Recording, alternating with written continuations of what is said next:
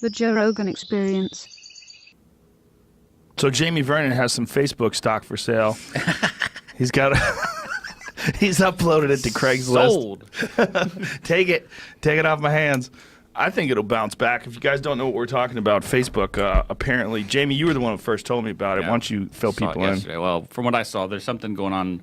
I think the company is called Cambridge Analytica, which what I've also then learned is that Steve Bannon used to be the VP of this company, but that was before he was in the Trump campaign. And they are responsible for scraping millions of users' personal information, I think, through a couple apps, maybe like a personality app. If someone took like one of a those personality quiz, right? Yeah. Like those online quizzes, clickbait polls and stuff. Yeah. So, but those are morons that answer those things, right? For the most part, or people that are super bored. And that's how you get, most of the time, how you get your Facebook like password stolen is from those things. Oh, yeah. Or from sneaky emails that tell you your account's been compromised. Please re-enter your password. And you're like, it's okay. Well, it doesn't say Facebook on the URL. They can be sneaky with their URLs, too. Like put something in front of it and then Facebook. And you're like, oh, it looks like Facebook, you know?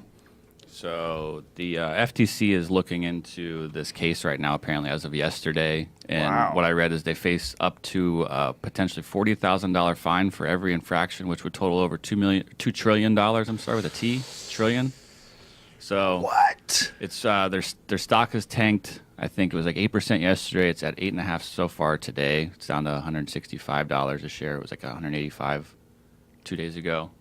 So. And then a lot of people then are also now talking about just getting rid of their Facebook account altogether. I talked about this last night. I'm on the actual fence of doing that just because I can't take it anymore. That's the only place I go to where it's just I get annoyed, I get in fights, I have to see my sister talk about Trump every day. You know, like it's just it's just upsetting now. It's a very good forum for people that are into political arguments.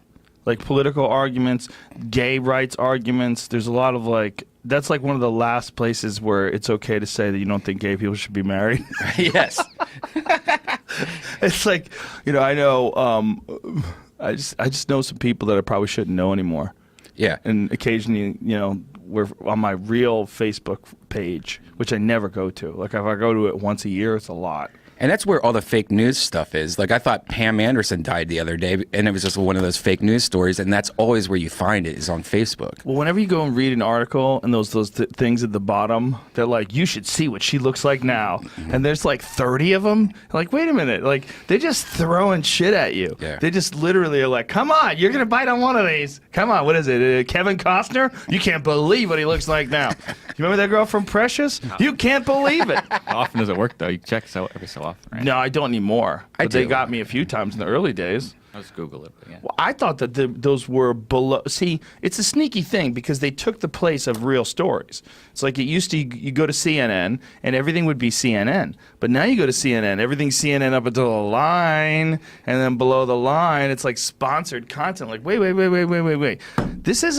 This is so sneaky because this is barely an ad. This is like an article on CNN that takes you to some new place, and every page, like you have to keep changing pages, and every page is like one paragraph.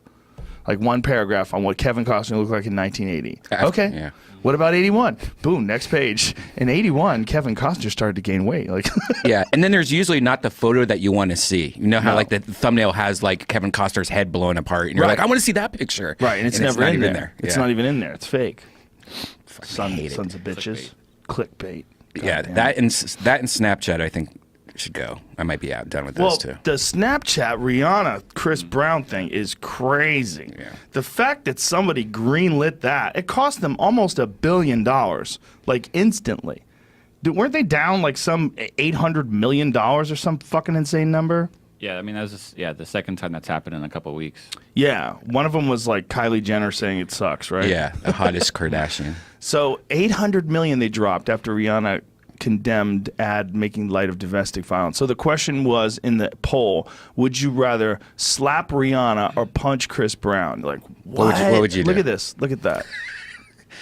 Of course everyone wants to punch. Like, who wants to slap Rihanna? There's a lot of dudes. There's a lot of assholes out there. There's got to be probably a sizable percentage of the people clicked slap Rihanna just because they don't like their life. Like, fuck that bitch. I would like to see what the results were of this.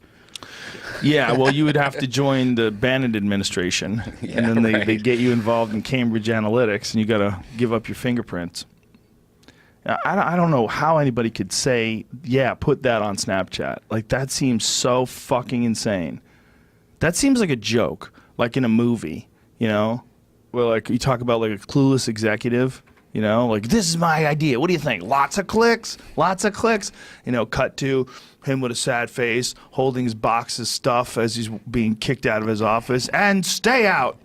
You know? I mean, that doesn't seem like something as huge as Snapchat.